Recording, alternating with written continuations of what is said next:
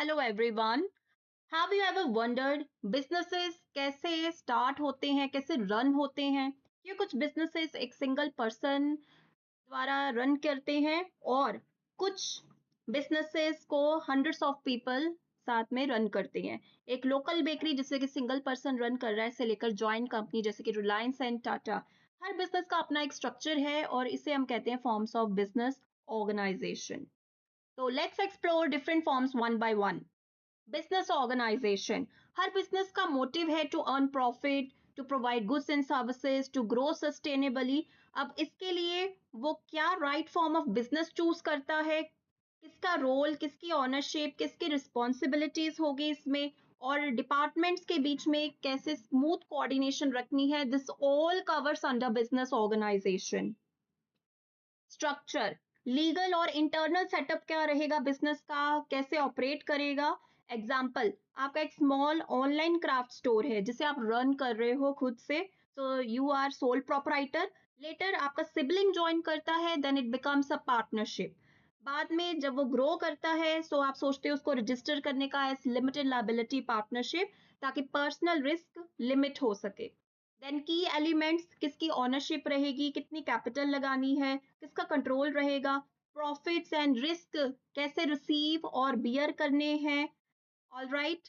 Then foundation for growth, जब organisation grow करती है तो कितनी और कैपिटल रेज करनी है, कितनी एफिशिएंट डिसीजन मेकिंग चाहिए और कितने टैलेंटेड पर्सोनल हायर करने हैं बिजनेस में। जब स्ट्रक्चर अच्छा होगा तो ऑब्वियसली एक्सपेंशन स्मूथ होगी।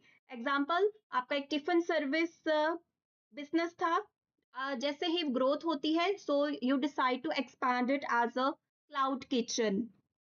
तो business organisation means choosing the right structure और इसे ऐसे मैनेज करना है ताकि बिजनेस ग्रो हो over time. Then first form is sole proprietorship. ये एक सिंपलेस्ट और कॉमन फॉर्म है जिसमें एक सिंगल पर्सन बिजनेस को ओन, मैनेज और कंट्रोल कर रहा है। फीचर्स, इसमें सिंगल ओनरशिप रहती है, वन पर्सन ही बिजनेस ओन करता है और इसमें अनलिमिटेड लाइबिलिटी है पर्सन की, उसके जो पर्सनल एसेट्स भी लाइबल होते हैं to pay business dates.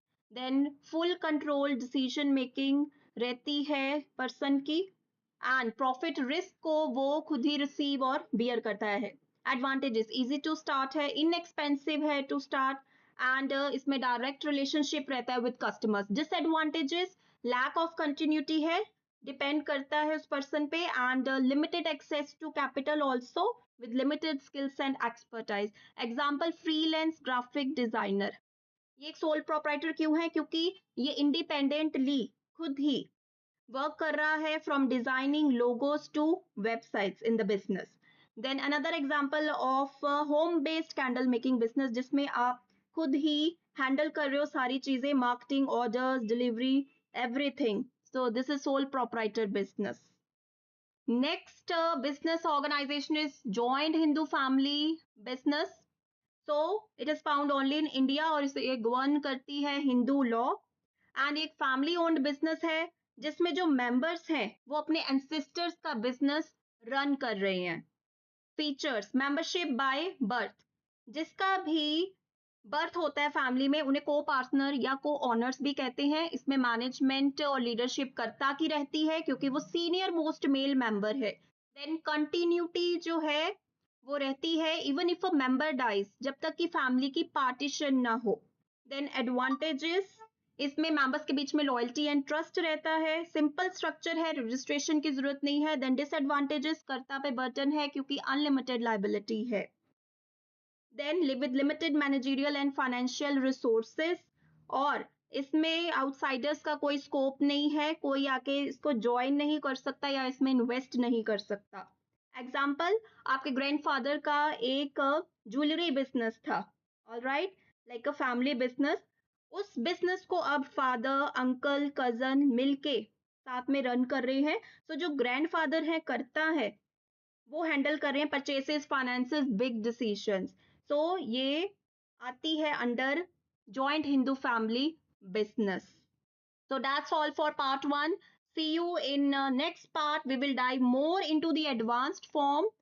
Till the time, like, subscribe and share.